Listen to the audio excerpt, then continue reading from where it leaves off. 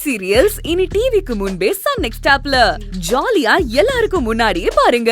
இப்பவே Sun next ஆப்பை download பண்ணி சப்ஸ்கிரைப் பண்ணுங்க.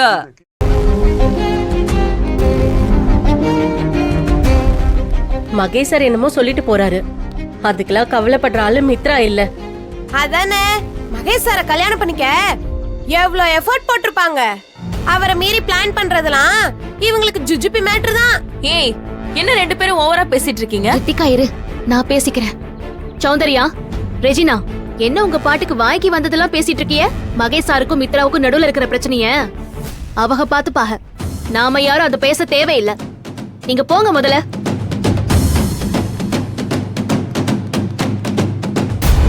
அவங்க பேசினதுக்காக நான் மன்னிப்பு கேட்டுக்கிறேன். மகேஷ் சார் உங்களை புரிஞ்சுப்பாரு, கவலைப்படாதீங்க.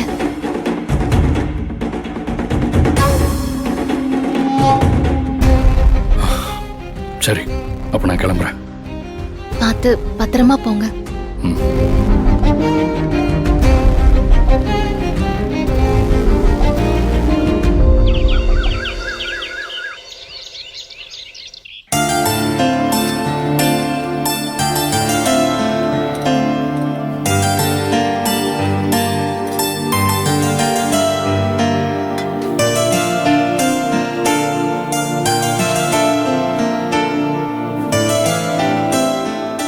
என்ன நிஷாக்கா, முகம்ல பிரகாசமா இருக்குதே, சந்தோஷமான செய்தி எதுவும் இருக்கும் போல இருக்கே. சந்தோஷம் சொல்றதை விட நிம்மதியா இருக்கு சௌசவ். இனிமே பரபரப்பா அள்ளி போட்டு முழுங்கிட்டு ஓட வேணாம், நிதானமா சாப்பிட்டு போலாம். அது என்னமோ உண்மைதான்க்கா. ஓடுறதே இந்த அரஜான் வயித்துக்கு தானே, அத கூட நிம்மதியா திங்க விட்டதில்ல இந்த கருணாகரன். அவனும் ஒரு பிறவின்னு இந்த பூமியில இருக்கானே. மகேஷ் சார் எவ்வளவு நல்ல காரியம் பண்ணிருக்காரு. ஆனா அது எல்லாத்துலயும் அந்த கருணாகரனை அடிச்சு துரத்துனதுதான் பெஸ்ட். ஒரு கெட்டவன் அழிஞ்சு ஒரு நல்லது நடந்திருக்கு, அதனால நீங்க ரெண்டு பேர் சொல்றதும் சரிதான். என்ன சௌந்தர்யா, நாட்டாம மாதிரி தீர்ப்பெல்லாம் சொல்லிட்டு இருக்க? வானந்தி, வந்து சாப்பாடு போட்டுக்கிட்டு இங்க வந்து உட்காரு. டேய் மாப்ள, நீ சாப்பாடு போட்டு எடுத்துட்டு வா, நம்ம ரெண்டு பேரும் ஒண்ணா உட்கார்ந்து சாப்பிடலாம். அண்ணே, அந்த ஜோடியை ஏனே பிரிக்கிற? இப்பதான் அவங்க ரெண்டு பேரும் ஒண்ணு சேர்றாங்க, அவங்க ரெண்டு பேரும் ஒண்ணாவே உட்கார்ந்து சாப்பிடட்டுமே. ஆத்தாடி, அந்த பாவம் எனக்கு எதுக்கு? ஏப்பா, நீ உன் பொண்டாட்டியோட சாப்பாடு எடுத்துட்டு வந்து பக்கத்துலயே உட்கார்ந்து சாப்பிடுப்பா. வா.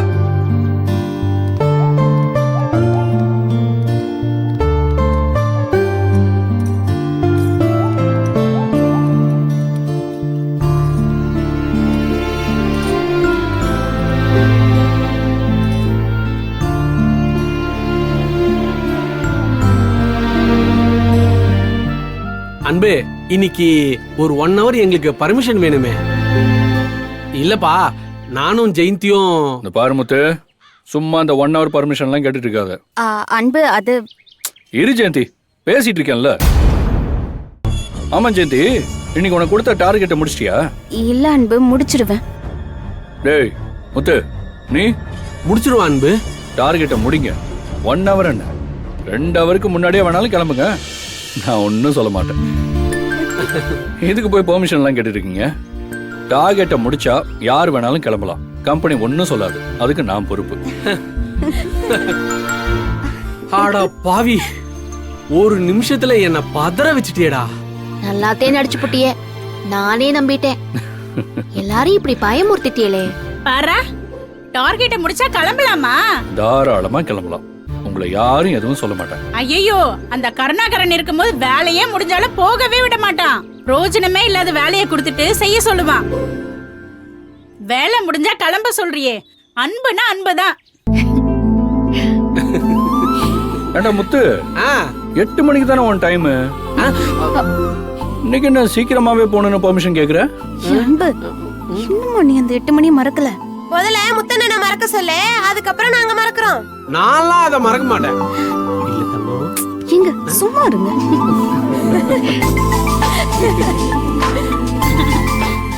அன்பு, அது எங்களுக்கு தலை பொங்கல், அதான் ஷாப்பிங் போறோம்.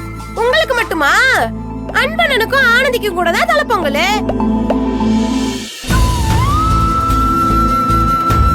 என்னண்ணே, கரெக்ட் தானே? அன்பு, தலை தீபாவளி தான் கொண்டாடாம விட்டீங்க.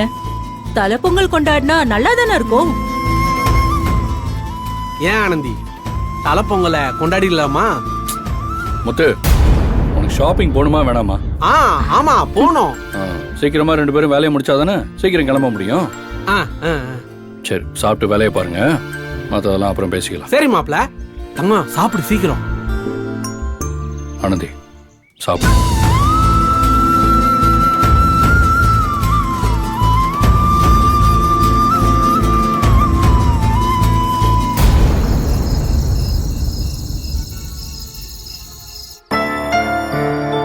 ஆனந்தி, என்ன புள்ள முகமே ஒரு மாதிரி சோர்ந்து போயிருக்கு. உடம்புக்கு ஒண்ணும் இல்லல்ல? இல்லக்கா, உடம்புக்கெல்லாம் ஒன்றும் இல்ல, மனசுதான் சரியில்லை. என்ன ரெஜினா அவ அப்பா அம்மாவை பார்க்க ஓசூருக்கு போயிட்டாளே, வர 1 வாரம் ஆகும்னு சொல்லியிருக்கான். அதுக்கு வருத்தப்படுற?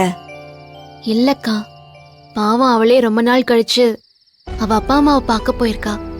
அதுக்காகலாம் நான் வருத்தப்படல. வேற எதுக்கு? இன்னைக்கு கார்மெண்ட்ஸ்ல எல்லாரும் பொங்கலை பத்தி பேசிக்கிட்டாங்க. முத்தண்ணனும் ஜெயந்தி அக்காவும் தலை பொங்கலுக்கு துணி எடுக்க போறோம்னு சொன்னதும் அவரு முகமே மாறி போச்சுக்கா. அன்பு ஏதாச்சும் வருத்தப்பட்டாரா? வருத்தப்பட்டு 4 வார்த்தை மனசு விட்டு பேசினா கூட பரவாயில்ல, அந்த பேச்சையே பேச விடாம அப்படியே பேச்ச மாத்திட்டாரு. பேசியிருந்தா நீ முறைச்சுக்கிட்டு வந்திருப்ப, அதனாலதான் பேச விடாம மாத்திருக்காரு. ஆனா அவர் மனசுல எவ்வளவு ஆசை இருக்கும். தலை பொங்கல் கொண்டாடணும்னு ஆசைப்பட்டிருப்பார்ல, எனக்காகதே மறைச்சுக்கிட்டாரு. உனக்கும் இது தலை பொங்கல் தானே, நீயும் எதுவும் தெரியாத மாதிரியே எல்லாத்தையும் மனசுக்குள்ளேயே வச்சிருக்கல்லக்கா. ஏன்கா, என்னால எதுக்கு நீ உன் வாழ்க்கைய வாழாம கஷ்டப்பட்டுட்டு இருக்கிற? மாமாவும் பாவம் தானக்கா. மாமா அன்பு 2 பேருமே பாவம்தான். அவங்களுக்காக நம்ம இதை செஞ்சே ஆகணும். எதுக்கா? தலை தீபாவளி தான் கொண்டாட முடியாம போச்சு. இப்ப தலை பொங்கலையாச்சும் கொண்டாடணும் ஆனந்தி. கொண்டாடணும்னே நினைக்கிறேன், ஆனா என்னால முடியலையே. என் மனசு ஒரு நிலையில இல்லையேக்கா. நான் என்ன பண்ண? அதுவும் ஏற்காட்டுக்கு போயிட்டு வந்ததுக்கு அப்புறம் என் மனசு என்னைய மீறி அவரதே தேடி தேடி போகுது. எல்லார் மாதிரி அவர் கூட சேர்ந்து ஒரு நல்ல வாழ்க்கையை வாழணும்னு என் மனசு ஏங்கதையும் செய்து. என்ன ஆனந்தி சொல்ற? மனசுக்குள்ள இவ்ளோ ஏக்கத்தை வச்சுக்கிட்டு யாருக்காக பயப்படுற? இது மட்டும் அன்புக்கு தெரிஞ்சா எம்பட்டு சந்தோஷப்படுவார் புள்ள. இல்லக்கா, வேணாம், அவருக்கு தெரியக்கூடாது. ஏண்டி?